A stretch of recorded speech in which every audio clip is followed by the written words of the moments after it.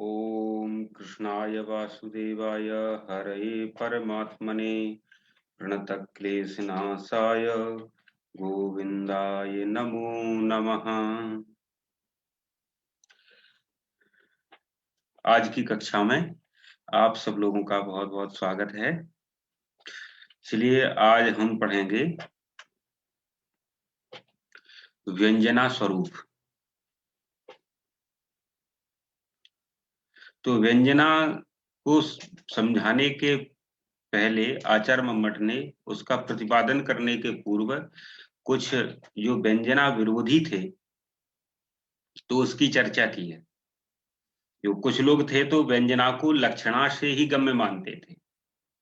उनके मत में वो कहते हैं कि जब लक्षणा से ही जो व्यंग्यार्थ है उसकी सिद्धि हो जाती है तो अलग से एक उसके लिए शक्ति क्यों मानना।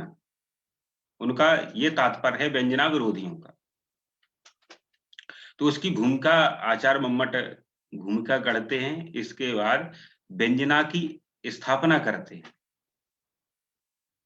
तो उसकी भूमिका में आचार्य मम्मट ने कहा था व्यंग्येन रहिता रूढ़ सहिता तु प्रयोजने। जो लक्षणा होती है, लक्षणा जो प्रयोजनवती लक्षणा होती है वो तो व्यंग्य के सहित होती है, अर्थात उसमें व्यंग्य रहता है।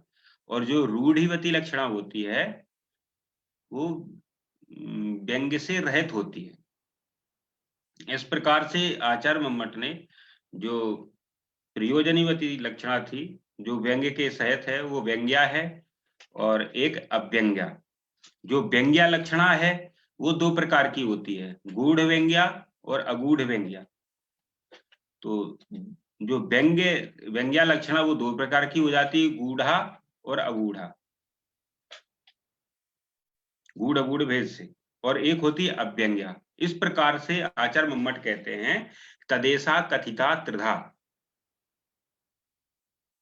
अव्यंग्या अगूढ़, अव्यंग्या गूढ़ व्यंग्या, अगूढ़ व्यंग्या। इस प्रकार से जो लक्षणा है वो तीन प्रकार की है।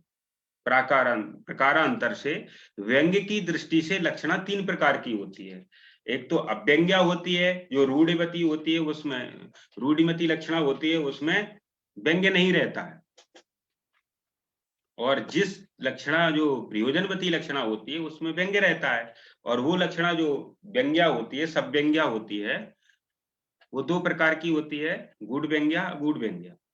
तो इस प्रकार से तदेशा कथिता त्रिधा, जो आचार्य मम्मट की पंक्ति है, तीन व्यंग्य की दृष्टि से तीन भेद होते हैं लक्षणा के। वो भेद अलग हैं कि लक्षणा वो गौणी शुद्धा होती है, वो 6 भेद हो जाते हैं। ये व्यंग्य की दृष्टि से प्रकारांतर से भेद कहे गए तीन। अब इसके बाद आचार्य मम्मट कहते हैं तदभूर लाक्षणिका, लाक्षणिका इति शब्दः। जो अब देखो यहां से आचार्य मम्मट पहुंच जाते हैं, कहां पहुंच जाते हैं, जब द्वितीय उल्लास का प्रारंभ हुआ था शब्द को बता रहे थे, साधवाचको लाक्षणिका शब्दोत्तर व्यंजक स्त्रिधा। तो उन्होंने शब्द के तीन भेद किए थे, वाचक, लाक्षणिक और व्यंजक। तो वाचक को तो बता दिया था, अब लाक्षणिक का जो प्रकरण चल रहा था। तो इसमें आचार्य मम्मट अब यहां से तुरंत वहां पहुंच जाते हैं द्वितीय उल्लास के आरंभ में। तो वहां एक शास्त्र में एक न्याय चलता है, मंडूक प्लुतन न्याय। जैसे मंडूक अर्थात जो मेंढक होता है, मेंढक जो उछलता है, कूदता है, यहां बैठा होगा मेंढक तो मेंढक दूसरी ओर उससे उससे थोड़ी आगे कूद जाता है या पीछे पहुंच जाता है कूद के। तो ऐसे आचार्य मम्मट मंडूक प्लुतन न्याय से यहाँ पर जो व्यंजना की भूमिका चल रही है, यहां से मंडूक प्लुतन न्याय से द्वितीय उल्लास के प्रारंभ में पहुंच जाते हैं, शादवाचको लाक्षणिका शब्दोत्तर व्यंजक स्त्रिधा। तो यहाँ जो आचार्य मम्मट कह रहे हैं तदभूर लाक्षणिका, लाक्षणिका शब्द, जो शब्द तीन प्रकार के बताए थे, तो लाक्षणिक से लेना है शब्द, और तदभू से लेना है तदाश्रय, अर्थात तदाश्रय लक्षणा जो तत् से लेना है लक्षणा, लक्षणाश्रय कौन होगा? शब्द। लक्षणा कहाँ रहेगी? शब्दनिष्ठ,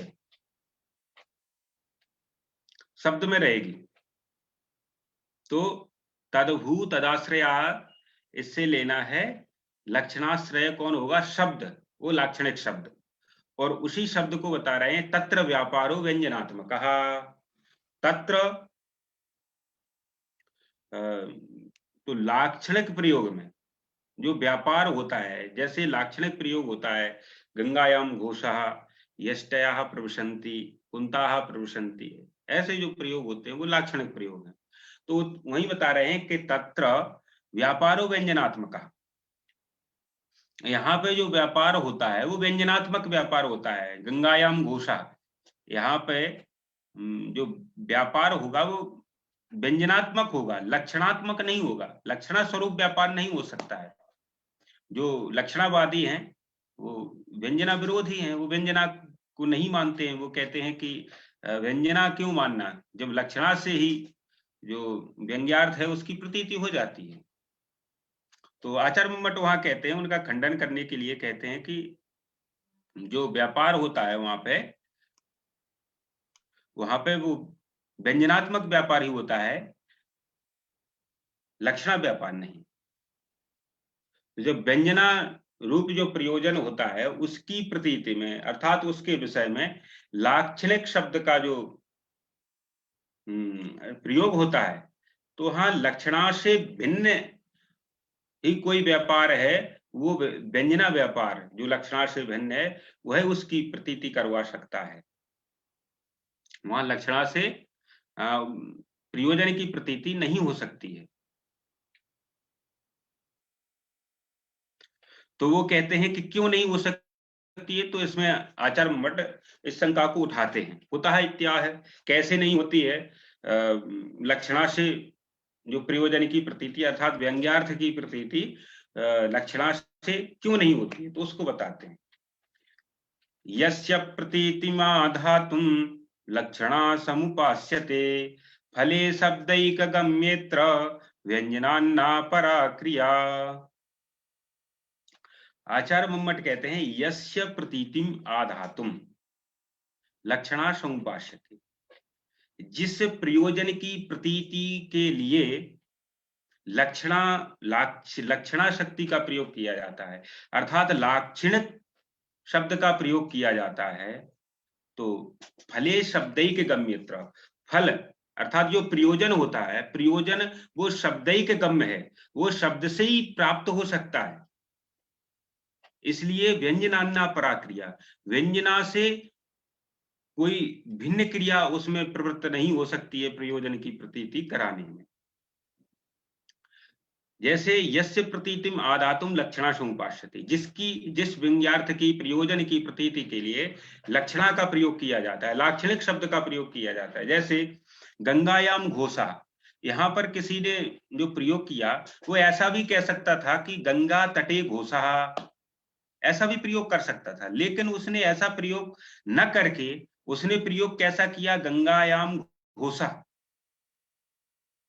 तो अगर वो ऐसा प्रयोग कर देता गंगा तटे घोषा, वास्तविक में जब लक्ष्यार्थ आता है, लक्षणा शक्ति के द्वारा हम अर्थ लाते हैं, तो यही गंगायाम घोषा का अर्थ होता है गंगायाः तटे घोषा, गंगा तटे घोषा। तो वो ऐसा वो भी बोल सकता था कि गंगा तटे घोषा, उसने क्यों नहीं बोला? तो इसका जो कारण है कि अगर वो ऐसा प्रयोग कर देता कि गंगा तटे घोषा, तो जो तट होता है, तट क्या है कि जो तट होता है, तो तट तो गंगा जी से दूर जगह भी हो, गंगा जी से कोई जगह जैसे 5 किलोमीटर भी है, वहां भी कोई गांव बसा है गंगा जी से 5 किलोमीटर दूरी पे, तो उस गांव के जो लोग होंगे तो वो भी कहेंगे कि हम गंगा जी के तट पर रहते हैं। तुम्हारा गांव कहाँ है? तो बोलेगा गंगा जी के तट पे है। तो गंगा जी से वो कितने दूरी पे है? तो गंगा जी से दूरी तो उसकी 5 किलोमीटर हो गई।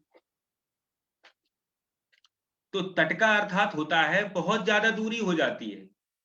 और जब उसने ऐसा प्रयोग किया कि गंगायाम, वो उसको समझाना है कि मैं गंगा जी के अत्यंत समीप हूं, तब उसने ऐसा लाक्षणिक प्रयोग किया गंगायाम घोषा। तो गंगायाम घोषा से ये प्रतीति होती है कि जब वो ऐसा भी बोल सकता था गंगा तटे घोषा, अगर वो दूर रहता गंगा जी से, वो पास में रहता है इसलिए उसने ऐसे लाक्षणिक पद का प्रयोग किया है गंगायाम घोषा। तो इससे व्यंग्यार्थ ये निकलता है कि जब उसने ऐसा बोला है तो कुछ न कुछ तो प्रयोजन है। तो उसका प्रयोजन क्या है, वो बताना चाह रहा है कि जो गंगा जी का जो सत्यत्व है, जो पावनत्व है, वो मुझे प्राप्त है, मैं गंगा जी के अत्यंत करीब हूं। इससे ये ध्वनित होता है, ये व्यंग्यार्थ निकलता है। इसी व्यंग्यार्थ की प्रतीति कराने के लिए इसका तात्पर्य यही है कि यस्य प्रतीतिम आदातुम, यही जो सत्यत्व पावनत्व प्रतीतिम आधातुम, अर्थात उसको प्रयोजन की प्रतीति कराने के लिए लक्षणा समुपाश्यते, लक्षणा का प्रयोग, लाक्षणिक शब्द का प्रयोग किया जाता है। तो वो जो प्रतीति होती है, जो प्रयोजन होता है साहित्यत्व पावनत्व, तो वो फले, वो उसको प्रयोजन को फल भी कहते हैं। तो फले शब्दैक गम्यत्र, तो जो फल होता है वो शब्दैक गम्य होता है, अर्थात जो यहाँ गंगायाम घोषा में जो प्रयोजन है, जो फल है, वो गंगा पद से ही गम्य है, गंगा शब्द में ही गम, उसी से उसकी प्रतीति हो सकती है।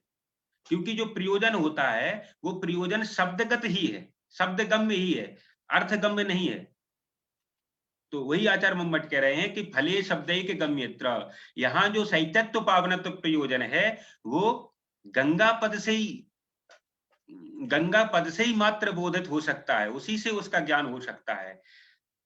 तो इसमें जो ज्ञान कराने के लिए व्यंजना के अलावा दूसरी कोई क्रिया इसमें प्रवृत्त नहीं हो सकती है। व्यंजनान्ना परा क्रिया, व्यंजनात् से भिन्न कोई अपरा क्रिया वहां प्रवृत्त नहीं हो सकती है, नहीं करा सकती है। क्योंकि लक्षणा क्या करती है, लक्षणा का काम है गंगायाम घोषा।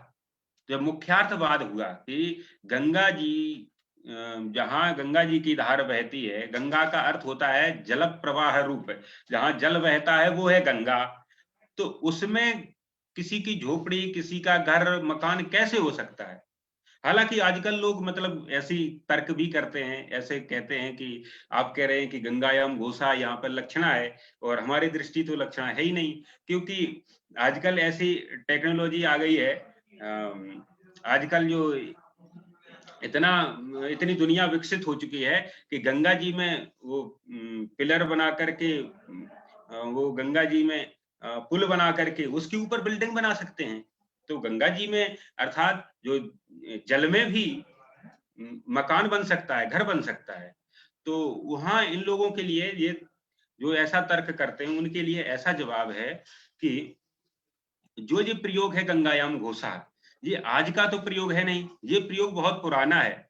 जब का प्रयोग है, जब ये गंगा जी में पुल इत्यादि बना करके असंभव था मकान बनाना, तो तब का प्रयोग है, प्राचीन प्रयोग है। तो हमको उसी दृष्टि से इसको समझना होगा।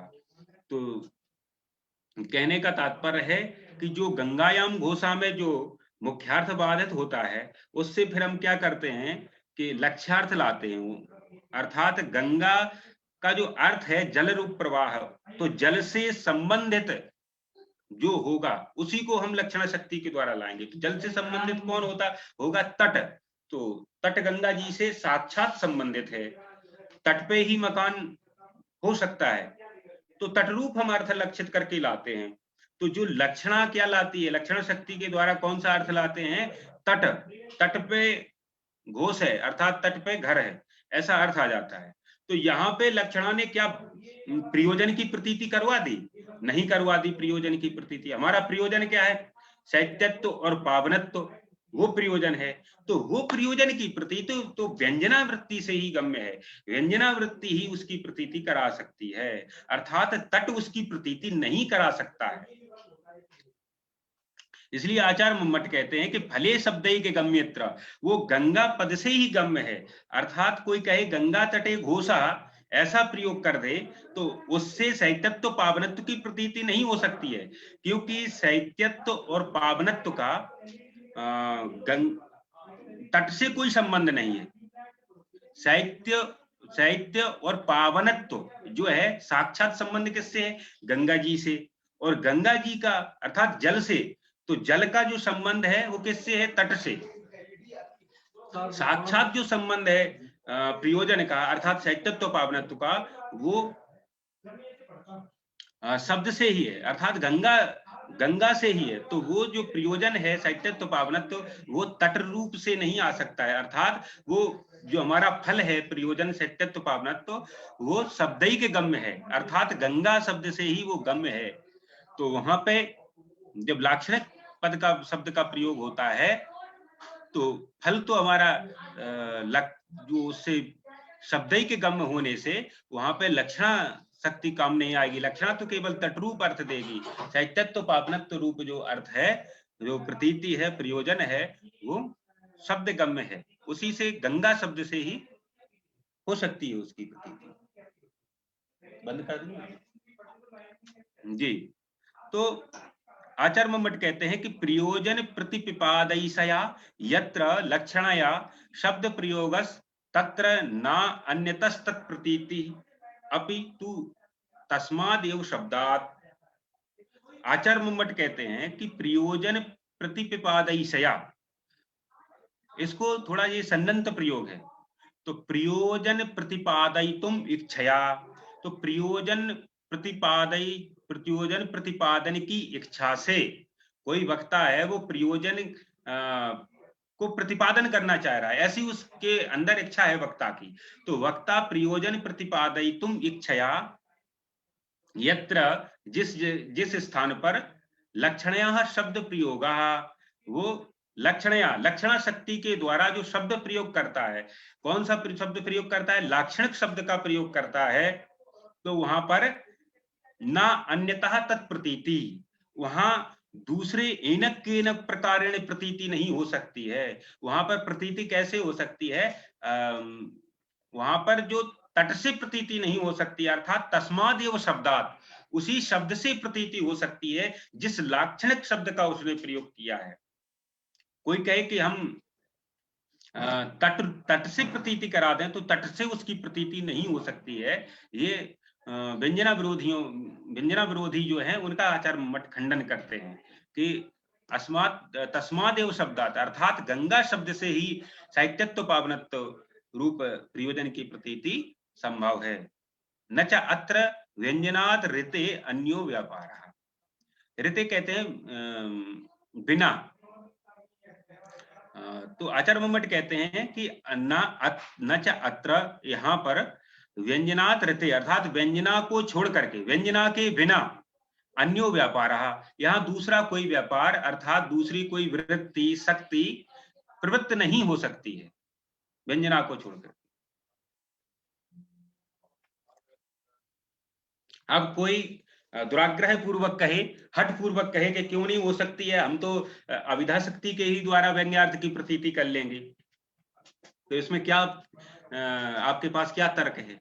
तो आचार्य मम्मट कहते हैं, कोई कहता है कि हम अविधा के ही द्वारा व्यंग्यार्थ की, अर्थात जो गंगा शब्द के द्वारा सहितत्व पावनत्व की प्रतीति हम अविधा शक्ति के द्वारा कर लेंगे। तो उसका खंडन करते हैं आचार्य मम्मट, कहते हैं ना विधा समयाभावात्। आचार्य मम्मट कहते हैं कोई अविधावादी हैं कि वो कहते हैं हम अविधा के ही द्वारा सहितत्व पावनत्व रूप धर्म की प्रतीति कर सकते हैं, प्रयोजन की प्रतीति अविधा शक्ति के द्वारा कर लेंगे। तो उनके लिए कहते हैं ना विधा समयाभावात्। समया को कहते हैं संकेत, समया अर्थात संकेत। आप लोगों का भी पिछले दिनों बहुत संकेत के विषय में चर्चा चली आ रही थी कि संकेत किस में होता है। तो जो आप लोग संकेत अच्छे से पढ़ गए हैं, अच्छे से उसको समझ लें और भी देखते रहें उसको वीडियो, तो संकेत को समझ लें। तो आचार्य मम्मट कहते हैं कि ना अविधा समयाभावात्, संकेत यहाँ पर अविधा क्यों नहीं कर सकती है, प्रयोजन की प्रतीति क्यों नहीं करा सकती है अविधा शक्ति? तो उसके कहते हैं कि समयाभावात्, तो समय का अभाव है, अर्थात समय कहते हैं संकेत को, संकेत का अभाव होने से अविधा शक्ति वहां काम नहीं कर सकती है। तो ये संकेत आपको बताया था कि संकेत सबका संकेत है, सभी शब्दों का। तो जो गंगा शब्द का संकेत क्या है, गंगा शब्द का संकेत कहां होगा, तो गंगा शब्द का जो संकेत होगा जल में ही संकेत होगा। गंगा के जल में संकेत होने से, वहां जल में संकेत होने से तो वो सैतत्व पावनत्व रूप प्रयोजन की प्रतीति नहीं करा सकता है, क्योंकि जो गंगा पद का जो संकेत है वो जल में है और उसका जो संकेत है सैतत्व पावनत्व में नहीं है। गंगा पद का जो अर्थ होता है, गंगा शब्द का जो अर्थ है वो जल अर्थ है, अर्थात सैतत्व पावनत्व अर्थ नहीं है गंगा शब्द का। ये तो गंगा गंगा का जो अर्थ है जल, उसका धर्म है क्या, सैतत्व पावनत्व, तो उसमें संकेत नहीं है गंगा शब्द का। तो इसलिए आचार्य मम्मट कहते हैं ना अविधा समयाभावात। तो यहाँ पे जो अविधा क्यों नहीं है, क्योंकि यहाँ पे समय का अभाव है। समय अर्थात इसमें समय का अभाव होने के कारण अविधा वृत्ति नहीं है। अविधा वृत्ति से सैतत्व पावनत्व रूप प्रयोजन की प्रतीति नहीं हो सकती है। वही कहते हैं गंगायाम घोषा इत्यादौ ये पावनत्वादयः धर्माः तटादौ प्रतीयन्ते न तत्र गंगादि शब्दाः संकेतिता। जो आपको संकेत बताया गया था, संकेत बहुत अच्छी तरह से बताया गया था कि संकेत किसका संकेत किसमें होता है। प्रत्येक शब्द का संकेत उसके अर्थ में होता है, दूसरे अर्थ में नहीं हो सकता है। गंगा का जो संकेत है वो जल रूप अर्थ में है, गंगा के जल रूप अर्थ में संकेत है। तो सैतत्व पावनत्व में उसका संकेत नहीं है गंगा पद शब्द का, इसलिए संकेत अभाव होने के कारण गंगा शब्द के द्वारा सैतत्व पावनत्व प्रतीति नहीं हो सकती है अविधा शक्ति से। अविधा शक्ति नहीं करा सकती। अविधा शक्ति किसका ज्ञान कराती है, जिसमें उसका संकेत हो, अर्थात संकेत ना होने के कारण सैतत्व पावनत्व प्रयोजन की प्रतीति अविधा नहीं करा सकती। अब किसी ने कहा कि उसमें संकेत नहीं है तो लक्षणा के द्वारा करवा दिए। अच्छा, संकेत नहीं, अविधा के द्वारा नहीं हो सकती है, तो लक्षणा के द्वारा तो सैतत्व पावनत्व जो प्रयोजन है उसकी प्रतीति हो सकती है। तो व्यंजना शक्ति अलग से क्यों मानना तीसरी शक्ति। तो आचार्य मम्मट कहते हैं कि हेतु अभावान न लक्षणा। जो लक्षणावादी हैं उनका मत का खंडन करते हैं कि हेतु अभावान न लक्षणा, हेतु का अभाव होने से वहां लक्षणा भी नहीं है।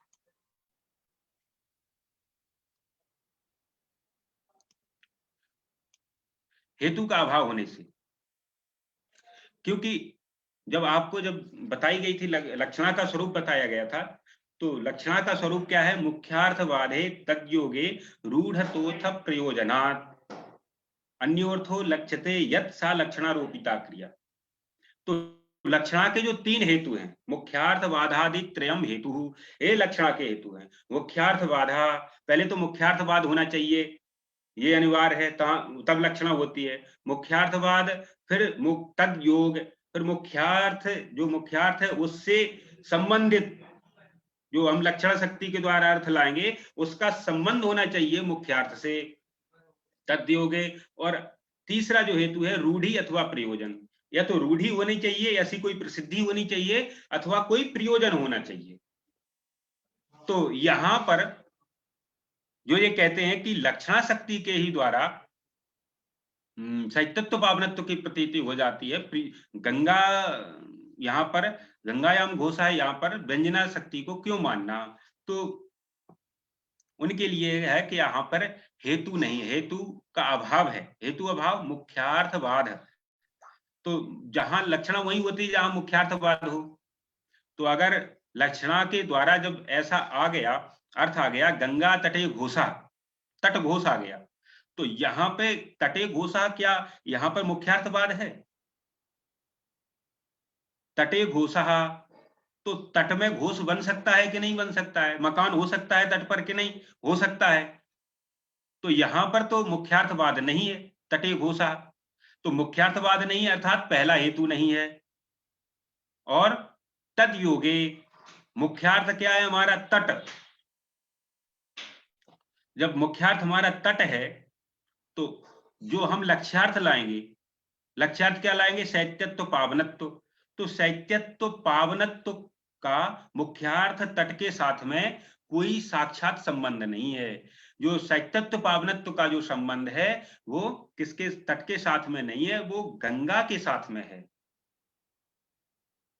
तो जो लक्षणावादी हैं वो कहते हैं कि ऐसा प्रयोग कर दो कि गंगा तटे घोषा, यहीं पे मान लो मुख्यार्थवाद हो गया, और जो हम संबंधित अर्थ लाएंगे तो हम उसमें लक्षण शक्ति के द्वारा जो लाएंगे शैत्यत्व पावनत्व अर्थ जो लाएंगे वो लक्षित करके लाएंगे, तो व्यंजना नहीं माननी पड़ेगी।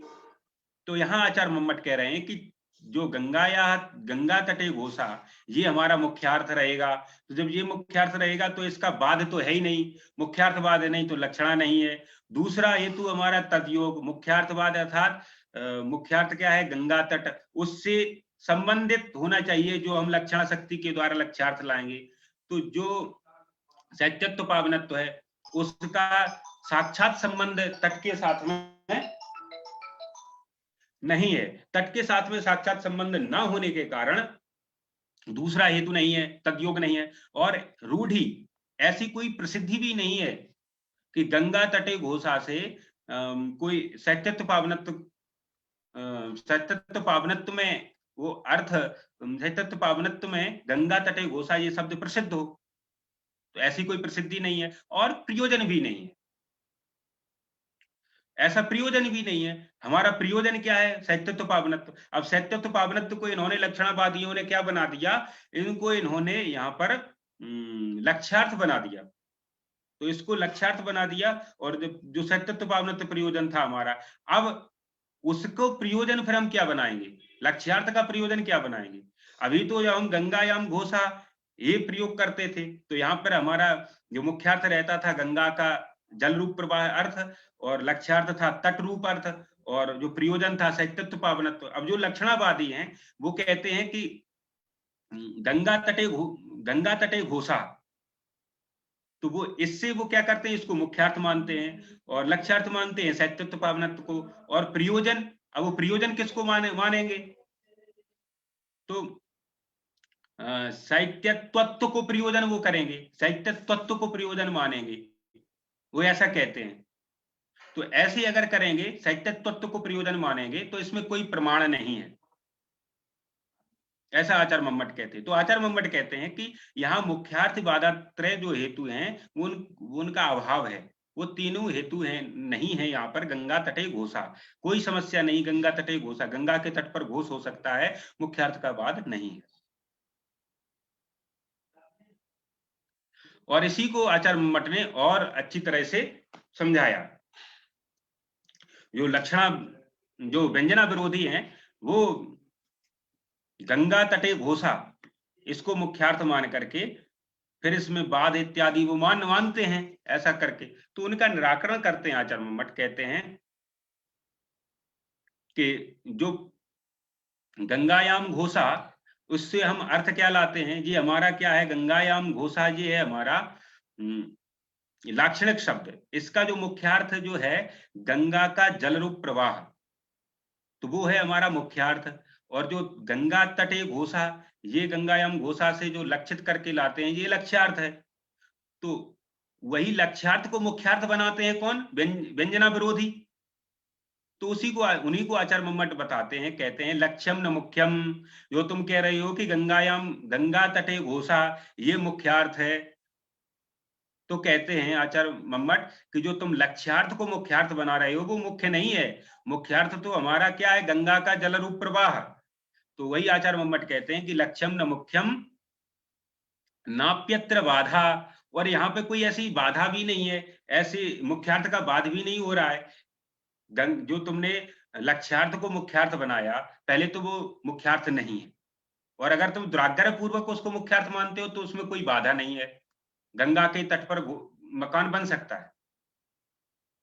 और योगः फलेन नु, अर्थात फलेन नो मतलब प्रयोजन, फल को कहते हैं प्रयोजन। जो प्रयोजन को तुम लक्ष्य बता रहे हो साहित्यत्व पावनत्व, उसका कोई योग नहीं है, अर्थात संबंध नहीं है। जैसे हमारा जो गंगा शब्द का जो अर्थ था, मुख्यार्थ था गंगा का जल, और उसमें घर हो नहीं सकता किसी का, तो यहाँ मुख्यार्थवाद था। और हमारा जो लक्ष्यार्थ था तट। तो हमारे मुख्यार्थ रूप गंगा का जो जल है, उससे जो लक्ष्यार्थ तट का संबंध था। और यहाँ पर आप कह रहे हैं कि चलो हम मान लेते हैं दुराग्रह पूर्वक कि आपका जो है गंगा तटे घोषा, इसको हम मुख्यार्थ मान लेते हैं, मुख्य मान लेते हैं, इसको मुख्य मान लिया। अब इसमें बाधा नहीं है, चलो बाधा भी हम मान लेते हैं, चलो बाधा नहीं है, तुम कह रहे हो चलो फिर भी मान लेते हैं, चलो फिर लक्षण हम मान लेते हैं बिना बाधा के भी। तो अब इसमें क्या होना चाहिए, संबंध होना चाहिए जो हमारा मुख्यार्थ है। जैसे मुख्यार्थ गंगा का जो जल था वो मुख्यार्थ था गंगायाम घोषा में, और उससे जो लक्ष्यार्थ था गंगा तटे घोषा, उसका गंगा के जल के साथ में तट का संबंध था, जो हम लक्षण शक्ति के द्वारा लाए। अब आपने जो गंगा तटे घोषा, ये आपने मुख्यार्थ बनाया, तट को मुख्यार्थ बनाया। अब लक्ष्यार्थ किसको बनाएंगे आप, शैत्यत्व पावनत्व को, अर्थात प्रयोजन को लक्ष्यार्थ बनाएंगे। जब प्रयोजन अर्थात फल, जो फल बन जाएगा लक्ष्यार्थ, तो उसके साथ में संबंध होना चाहिए। जैसे गंगा के जल के साथ में तट का संबंध था, तो इसके साथ में संबंध नहीं, अर्थात फल के साथ में, प्रयोजन के साथ में, शैत्यत्व पावनत्व का तट के साथ में कोई संबंध नहीं है। उसका संबंध तो है गंगा के साथ में है, अर्थात इसका वही तात्पर्य है, लक्ष्यम न मुख्यम। पहली बात तो लक्ष्य जो है तट वो मुख्य नहीं है, और नाप्यत्र बाधा गंगा तटे घोषा, इसमें कोई मुख्यार्थवाद नहीं है। और योगा फलेननु, और संबंध भी नहीं, योग अर्थात संबंध, तो फल के साथ में, प्रयोजन सत्यत्व पावनत्व के साथ में तट का कोई संबंध नहीं है, जिस प्रकार से तट का गंगा के साथ में संबंध है। न प्रयोजनम एतस्मिन। अब किसी ने कहा कि प्रयोजन, और कह रहे हैं कि इसमें कोई प्रयोजन भी नहीं है, हम लक्षण मान भी लें इतने, इसका जो लक्ष्यार्थ मुख्यार्थ नहीं है, और फिर इसमें कोई बाधा भी नहीं है, मुख्यार्थ का भी बाधा नहीं है, इसका मुख्यार्थ के साथ में संबंध भी नहीं है। तो अगर कोई हट पकड़ जाए कि नहीं है, तो फिर भी मानो, जबरदस्ती मानो। तो कह रहे हैं इसमें कोई प्रयोजन भी नहीं है, न प्रयोजनम एतस्मिन, ऐसा मानने में कोई प्रयोजन नहीं है। न च शब्द है स्खलत गति, ऐसा कोई प्रयोजन भी नहीं है। और नच शब्द है स्खलत गति, अर्थात जो शब्द है वो भी हमारा स्खलत गति नहीं है, अर्थात असमर्थ नहीं है। गंगायाम घोषा, ये हमारा शब्द स्खलत गति नहीं है, अर्थात असमर्थ नहीं है, समर्थ है, प्रयोजन प्रतिपादन कराने में समर्थ है। अगर असमर्थ होता तब हम लक्षण मानते। तो वही आचार्य मम्मट कहते हैं, यथा गंगा शब्दा स्रोतसी शवादः स्यात् इति तटम लक्ष्यति। तो जैसे आचार्य मम्मट कहते हैं कि जो व्यंजना विरोधी हैं वो कह रहे हैं कि गंगा शब्दः स्रोतसी शवादः स्यात्, उसका जो स्रोत है उसमें बाधा हो जाएगा, और वो क्या करेगा, गंगायाम घोषा, यहाँ पे जो जल रूप अर्थ में मकान नहीं हो सकता, घर नहीं हो सकता, बाध हो जाएगा। और तट होगा तो तट क्या, लक्ष्यति, तटम लक्ष्यति। तो तट को वो गंगा शब्द क्या करता है, लक्षित करता है, लक्षण शक्ति के द्वारा लाता है। तो उसी को बता रहे हैं कि तद्वत तद्वत इत्यपि तटे भी सवादा। तो जो मैंने अभी पूर्व में बताया, यहाँ पे उसी को बता रहे हैं कि तद्वत यदि तटेपि सवादा स्यात्, तो यदि तट में भी ऐसा ही बात हो जाती जैसे गंगायाम घोषा में थी कि गंगा के जल में मकान नहीं बन सकता है, अगर ऐसे ही बाधा तट में भी हो सकती है कि तट में कोई मकान नहीं बन सकता है, अर्थात तट में तो बन सकता है, तो यहाँ कोई ऐसी बाधा नहीं है। तो तो फिर क्या करते, प्रयोजनम लक्षेत, तो फिर प्रयोजन को हम लक्षण शक्ति के द्वारा लाते, और कहते हैं न च तटम मुख्योर्था, और फिर तट जो तट है वो मुख्यार्थ नहीं है, नाप्यत्र बाधा है, ना यहाँ कोई बाधा है। आगे कहते हैं न च गंगा शब्दार्थस्य तटस्य पावनत्वाद्यैर लक्षणीय संबंधा। आचार्य मम्मट कहते हैं न च गंगा शब्दार्थस्य तटस्य। अब इन्होंने क्या किया, गंगा शब्दार्थ को क्या बना दिया, तट बना दिया। गंगा शब्द का जो अर्थ है कि वो क्या है, तट, जो लक्षण विरोधी है। तो वो कहते हैं गंगा शब्दार्थस्य तटस्य पावनत्वाद्ययी, तो वही मैंने बताया था कि जो तट है उसका पावनत्व इत्यादि के साथ में न संबंधा, उसके साथ में कोई संबंध नहीं है। अर्थात तट का और पावनत्व शैत्यत्व का कोई संबंध नहीं है। जो शीतलता और पावनता तट में नहीं रहती है, वो शीतलता पावनता कहाँ रहती है? गंगा जी के जल में रहती है। अर्थात तट के साथ में कोई संबंध नहीं है। नापि प्रयोजने लक्ष्य किंचित प्रयोजनम। और अगर प्रयोजन को हम यहाँ पर जो हमारा गंगायाम घोषा में जो साहित्यिक हैं, अलंकारिक हैं, वो गंगा पद को तो गंगा को क्या मानते हैं? जो गंगा का जल रूप प्रवाह है वो मुख्यार्थ है, और तट को लक्ष्यार्थ मानते हैं, और शैत्यत्व पावनत्व को प्रयोजन मानते हैं।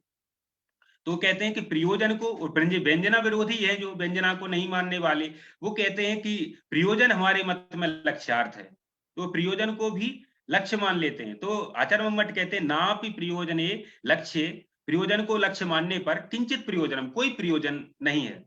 नापि गंगा शब्दः तटम एव प्रयोजनम प्रतिपादयितुम असमर्था, और ना ही गंगा शब्द तट की तरह प्रयोजन प्रतिपादन कराने में असमर्थ है। गंगा शब्द असमर्थ नहीं है, जैसे तट प्रयोजन की प्रतीति कराने में असमर्थ है। तट से प्रयोजन की प्रतीति नहीं हो सकती है क्योंकि तट से कोई संबंध नहीं है, और गंगा शब्द असमर्थ नहीं है क्योंकि गंगा शब्द का जो अर्थ है जल, उससे साक्षात संबंध किसका है? शैत्यत्व पावनत्व का। अर्थात गंगा शब्द प्रयोजन की प्रतीति कराने में समर्थ है, और जो तट क्या है? असमर्थ है। तो इसलिए आचार्य मम्मट कहते हैं कि जो व्यंजना है उसको हमें अवश्य ही मानना पड़ेगा। चलिए, लगता है अब समय भी जो है हो गया है, तो आज की कक्षा को यहीं समाप्ति की ओर ले चलते हैं। और आप लोगों को समझने में कोई समस्या हो तो आप लोग अपने प्रश्न रख सकते हैं।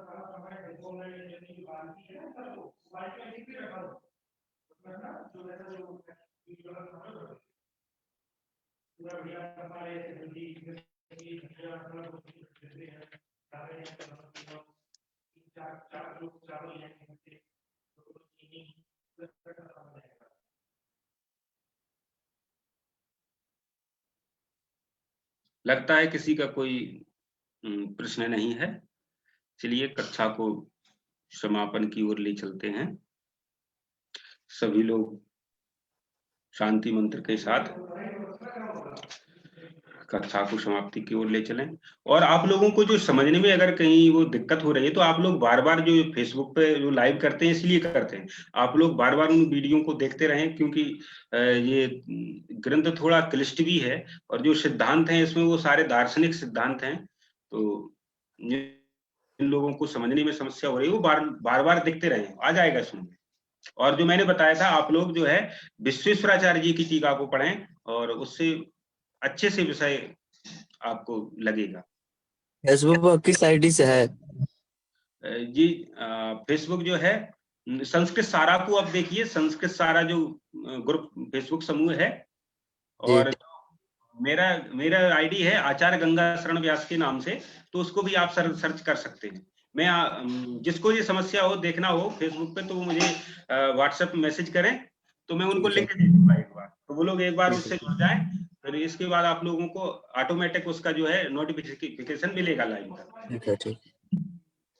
वहां पे पढ़े हुए हैं शुरू से अंत तक जी। चलिए कक्षा को समाप्ति की ओर ले चलते हैं। ओम सर्वे भवन्तु सुखिनः, सर्वे सन्तु निरामयाः, सर्वे भद्राणि पश्यन्तु, मा कश्चित् दुःखभाग् भवेत्। ओम शांति शांति शांति शांति। सर्वेभ्यो धन्यवादाः। धन्यवाद। राम गुरु जी।